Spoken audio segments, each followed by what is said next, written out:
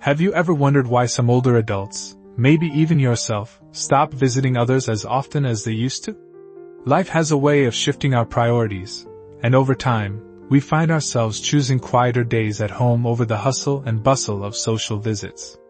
Today, I want to share my personal journey of why I embraced a more peaceful life at home.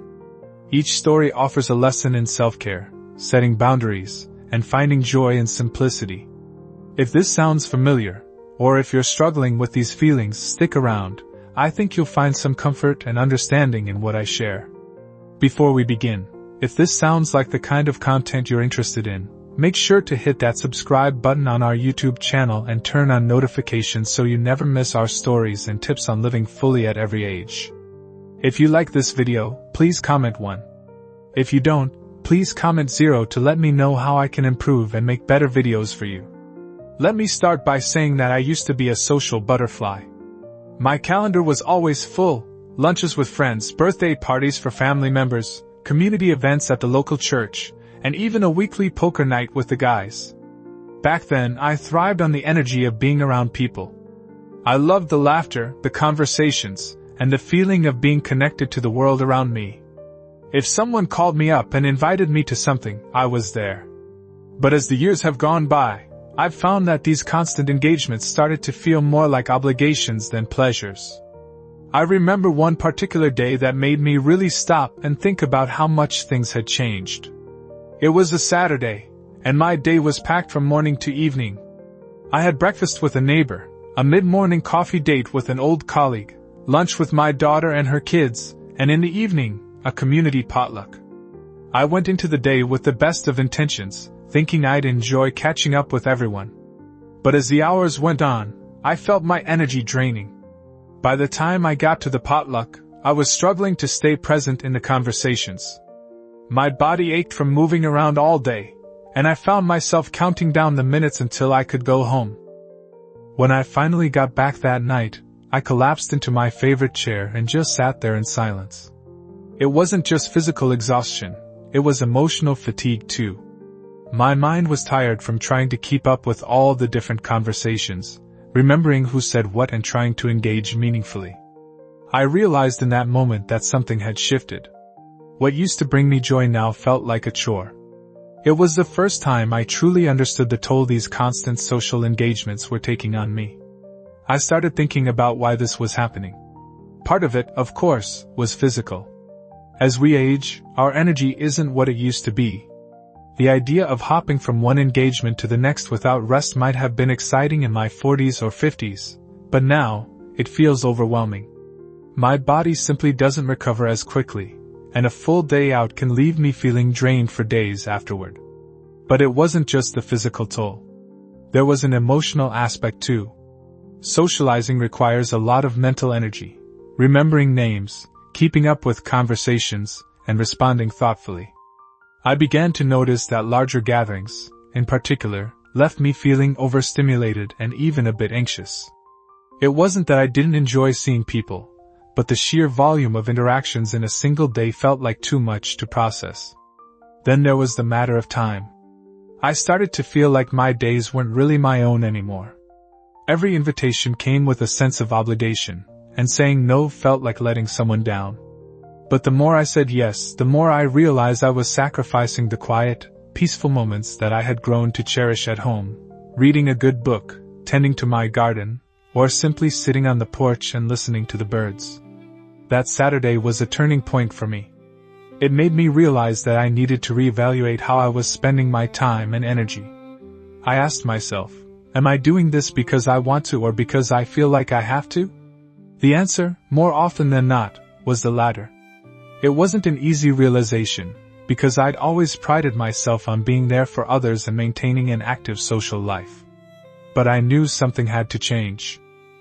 I decided to start being more intentional about my engagements. Instead of saying yes to everything, I began prioritizing the events and visits that truly mattered to me, the ones that brought genuine joy and connection.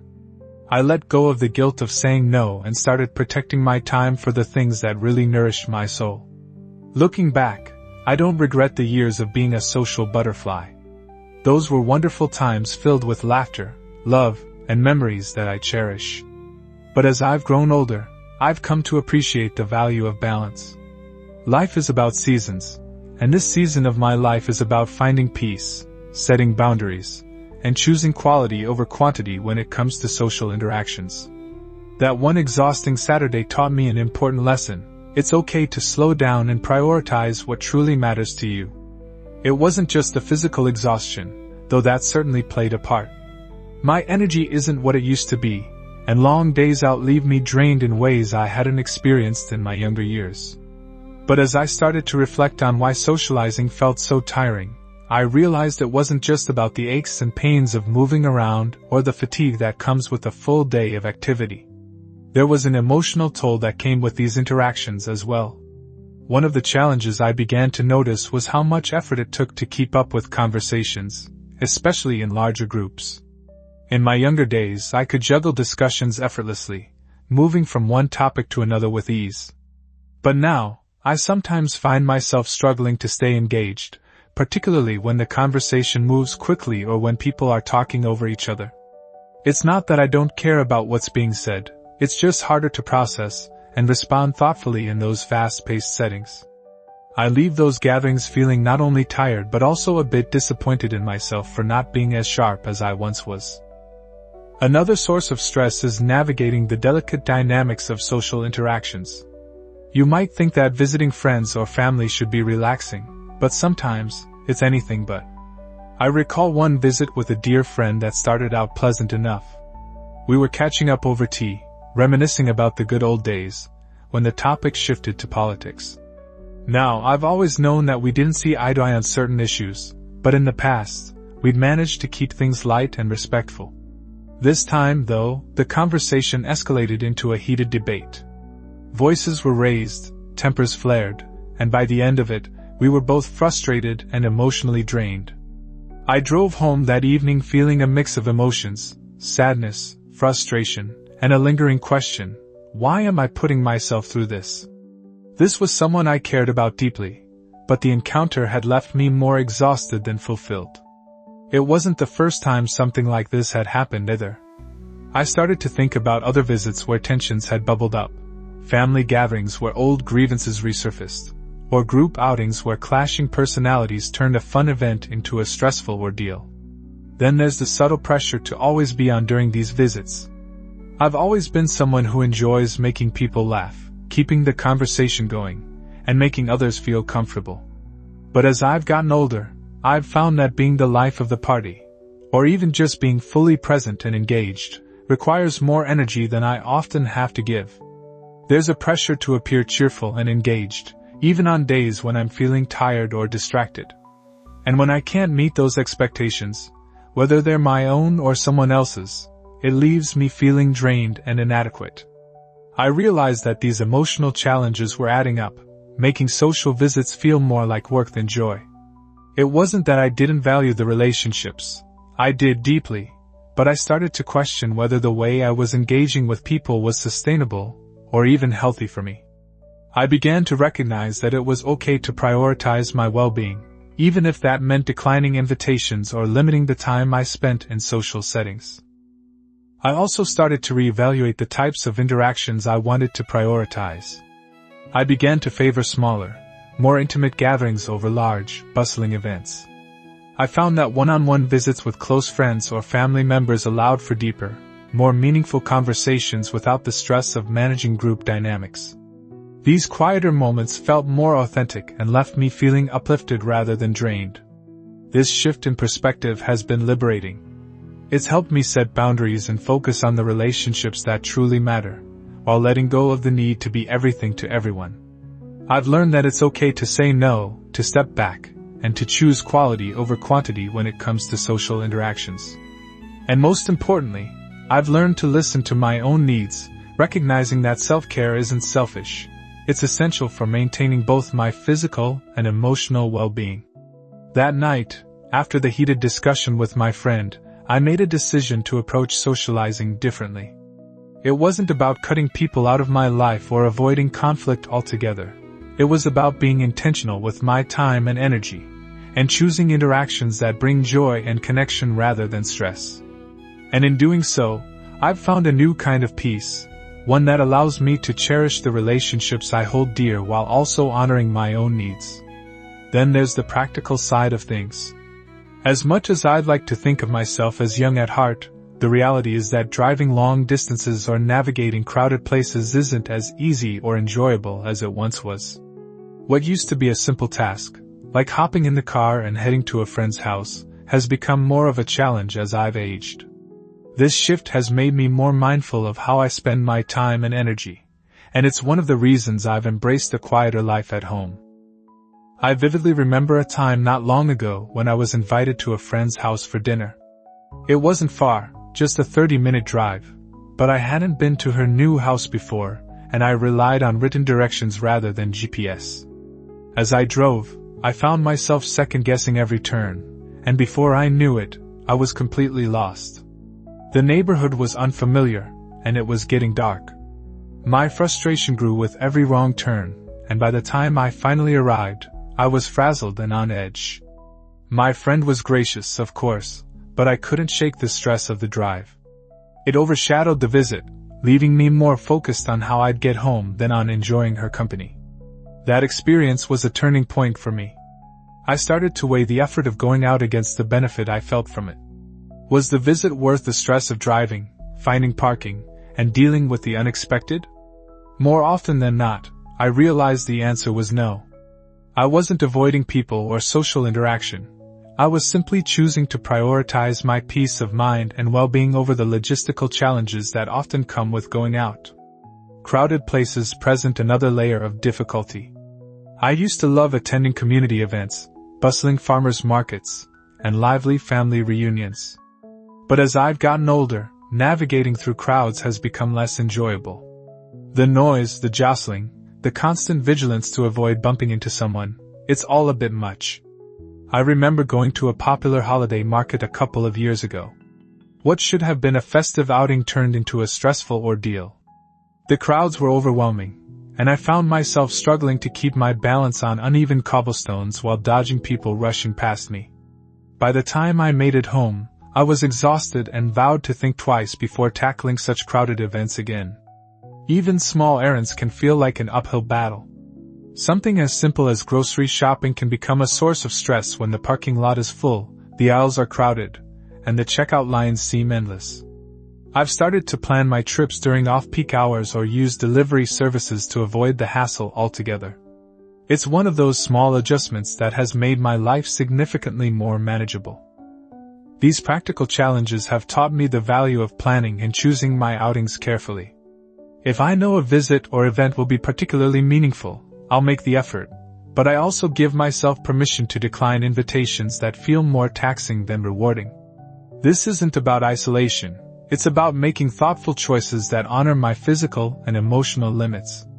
Instead of driving long distances to see friends or family, I've started inviting them to visit me or arranging phone or video calls. These alternatives allow me to stay connected without the added stress of travel. When people do visit, I make the experience comfortable and enjoyable, creating an environment where we can relax and truly connect. It's amazing how much more meaningful these visits feel when they're not overshadowed by the logistical hurdles of getting there. I've also found joy in discovering local spots that don't require long drives or complicated navigation. Whether it's a nearby park, a quiet cafe, or a friend's house just a short walk away, staying closer to home has brought a new sense of ease and contentment to my social life. And when I do venture out, I try to pair the outing with something I enjoy. A scenic drive, for instance, or a stop at a favorite bakery, so that the journey feels like part of the reward. In the end, it's about finding a balance that works for you. For me, staying home more often isn't about avoiding life. It's about embracing simplicity and making choices that prioritize my well-being. I've learned that it's okay to say no, to let go of the pressure to be everywhere and do everything. By focusing on what truly brings me joy and connection, I've found a sense of peace and fulfillment that's worth more than any stressful drive or crowded event. But it's not all about the challenges. There's also beauty in embracing a quieter life. As I began to step away from the constant busyness of social engagements, I discovered something I hadn't truly experienced in years: the joy of slowing down and being present in the simple moments of life. One of the greatest surprises has been my newfound love for gardening, a passion I never imagined I'd have when my days were packed with visits, events, and endless errands. Gardening started as a small experiment. I wanted to grow a few tomatoes and herbs, mainly because I thought it would be nice to have fresh produce at my fingertips. But as I planted those first seeds, something inside me shifted. I found myself looking forward to my mornings in the garden, feeling the cool air, getting my hands in the soil, and watching tiny sprouts push their way up toward the sunlight. It was mesmerizing, almost meditative. What began as a few pots of tomatoes and basil soon grew into a full garden. I added flowers, vegetables, and even a small patch of wildflowers to attract bees and butterflies. There's a rhythm to gardening that feels so natural, so soothing. Watering, pruning, weeding, it all became part of my daily routine. And as the seasons changed, I discovered a deep sense of connection to the earth, to life cycles, and even to myself. Mornings have become my favorite time of day. I wake up with the sunrise, make a cup of coffee, and head out to the garden. The world feels so quiet and peaceful in those early hours, and I can hear the birds chirping, the rustle of leaves in the breeze, and the distant hum of a bee buzzing around the flowers. These moments feel like a gift, a chance to ground myself before the rest of the day unfolds. It's a kind of peace I never found in my previous, busier lifestyle. Gardening has also brought unexpected rewards beyond the joy of the activity itself. There's something deeply satisfying about harvesting vegetables you've grown with your own hands. The first time I picked a ripe tomato from my garden, I felt a little like a child again, so proud and excited to enjoy the fruits of my labor. Sharing these homegrown treasures with friends and family has been another source of joy. I've had neighbors stop by for a handful of fresh herbs, and my grandchildren love picking strawberries straight from the garden. But gardening isn't just about the physical act of planting and harvesting, it's also about what it has taught me. Tending to my garden has reminded me of the value of patience and persistence. Plants don't grow overnight. They require care, attention, and time.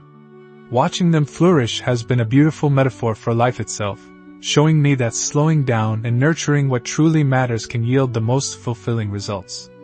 This quieter life has also allowed me to appreciate the small things I used to overlook. When I was constantly out and about, I rarely paused to notice the beauty around me. Now, I find myself marveling at the color of a blooming rose, the delicate pattern on a butterfly's wings, or the way the sunlight filters through the leaves. These small moments of wonder bring a kind of joy that feels deeper and more lasting than the fleeting excitement of a busy social schedule. Another unexpected gift of gardening has been the way it connects me with others, even from the comfort of my own home. Friends and family who come to visit often end up in the garden with me, sharing stories as we tend to the plants or enjoying the beauty of the space together. It's a different kind of connection, slower, more intentional, and deeply fulfilling. What I've realized is that the quieter life I've embraced isn't about isolation or giving up on relationships. It's about creating space for the things that truly nourish my soul. Gardening has become a way for me to find peace, purpose, and connection, all without the need for constant external engagement. I no longer feel the need to fill my days with appointments and activities.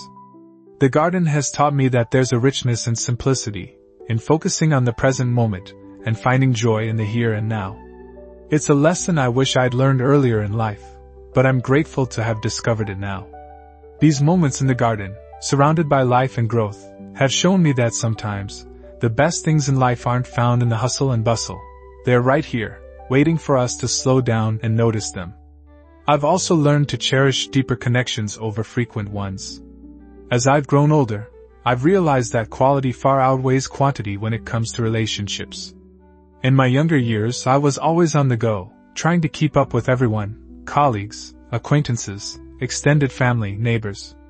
My days were filled with quick check-ins and hurried visits, but looking back, many of those interactions felt surface level. Now I focus on nurturing a smaller circle of close relationships, and the depth of these connections has brought me more joy and fulfillment than I ever imagined. One of the first changes I made was to stop trying to see everyone in person as often as I used to. I found that spreading myself too thin left me feeling exhausted and scattered.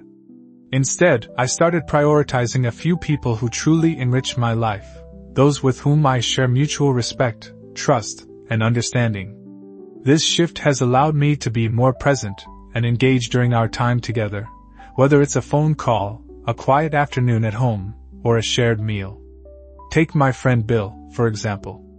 Bill and I have been friends for decades, but we used to only catch up during large group gatherings where conversations were brief and often interrupted. Now, instead of waiting for those rare occasions, I'll invite him over for a cup of coffee or give him a call. When we talk, we reminisce about the old days, discuss what's going on in our lives, and even share some of our worries and dreams for the future. These one-on-one moments have strengthened our friendship in a way that wasn't possible in larger, busier settings.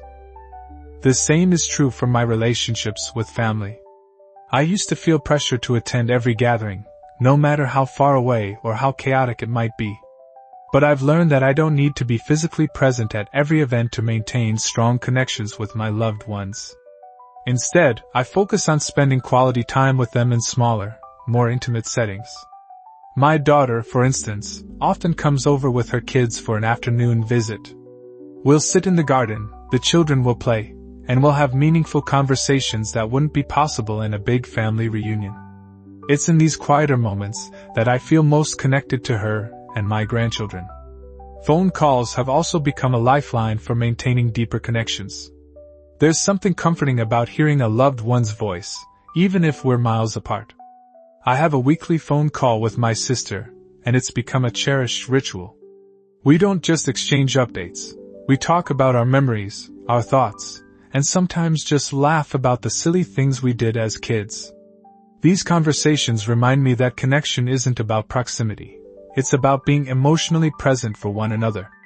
By focusing on fewer, deeper relationships, I've also learned to listen more and speak with intention. In the past, I might have been guilty of rushing through conversations or only half listening while thinking about what I needed to do next. Now, I make an effort to really hear what the other person is saying. I ask questions, share thoughtful responses, and give them my full attention. This shift has made my interactions richer and more meaningful, and I believe it's strengthened my bonds with the people who matter most to me. Another benefit of this approach is that it has allowed me to be more authentic in my relationships. In smaller, more focused settings, there's no need for small talk or pretense. I can share my true self, my joys, my struggles, my hopes, without worrying about being judged or misunderstood. Likewise, the people I'm close to feel comfortable opening up to me, which creates a deeper sense of trust and connection. This shift to deeper connections has also helped me let go of the guilt of not keeping in touch with everyone I used to know. I've realized that it's okay for some relationships to naturally fade over time. It doesn't mean those connections weren't meaningful, or that I don't care about those people anymore. It just means that my focus has shifted to the relationships that truly nourish my soul in this season of life. Ultimately, cherishing deeper connections over frequent ones has brought me a sense of peace and fulfillment that I didn't know I was missing. Instead of rushing from one visit to the next, I now savor the time I spend with the people who mean the most to me. These moments are not rushed or filled with distractions. They are genuine, heartfelt, and present. And in this way, I've come to understand that it's not the quantity of relationships that matters, but the quality of the love and connection we share with those closest to us. And finally, I've come to value boundaries and self-care. This realization has been one of the most transformative lessons of my later years. For much of my life, I felt an unspoken obligation to say yes to every invitation, every request, every social gathering, even when it left me feeling stretched thin or uncomfortable.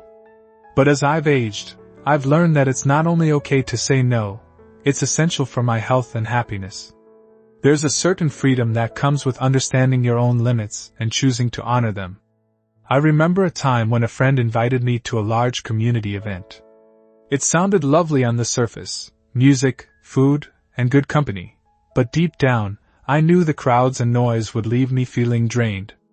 In the past, I might have said yes out of a sense of obligation, not wanting to disappoint my friend. But this time, I decided to prioritize my well-being.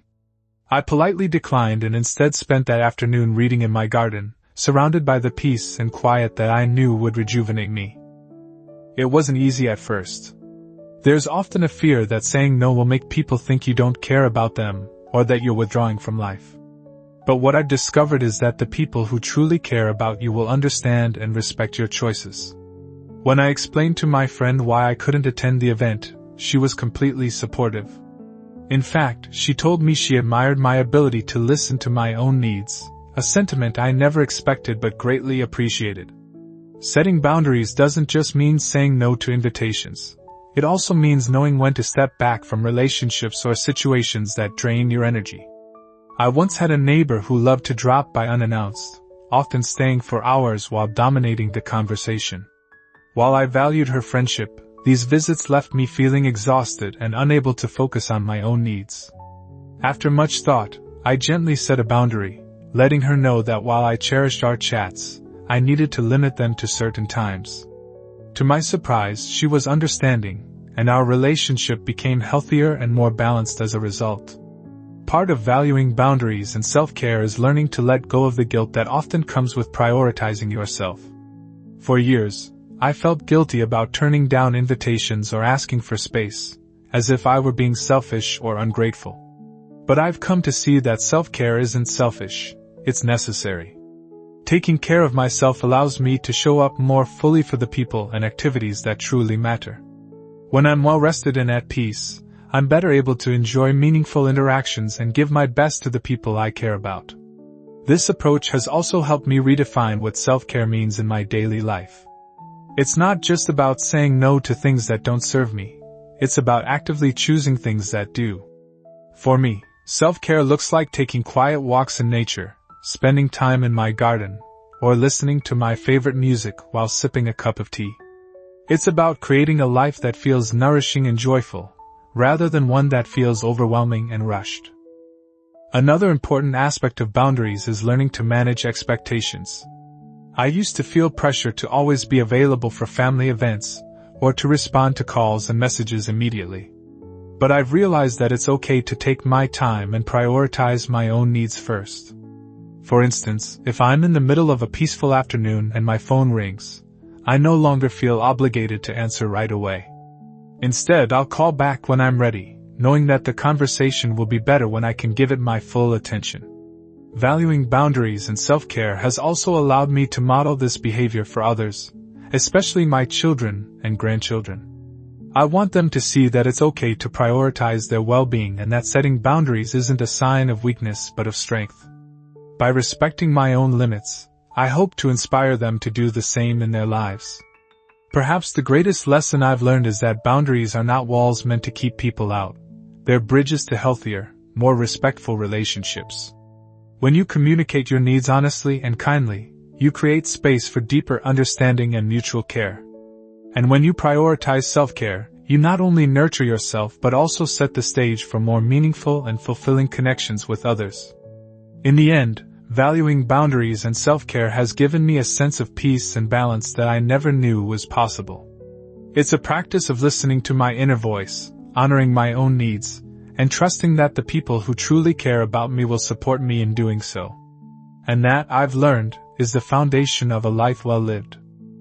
In conclusion, stepping back from the hustle and bustle of constant social engagements has been a journey of self-discovery and growth. It's taught me the value of slowing down, cherishing meaningful connections, and prioritizing my own well-being. Whether it's setting boundaries, embracing quiet moments at home, or finding peace in a slower pace of life, these changes have brought a deeper sense of fulfillment and joy.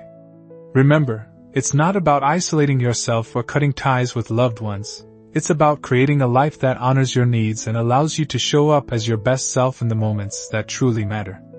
Life is about finding balance, and sometimes, the greatest peace comes from within. If you enjoyed this video, please leave your comment below and don't forget to like, share, and subscribe to our YouTube channel where your support means the world to us, and we look forward to bringing you more content that inspires growth, joy, and purpose. Thank you for watching, and we'll see you in the next video.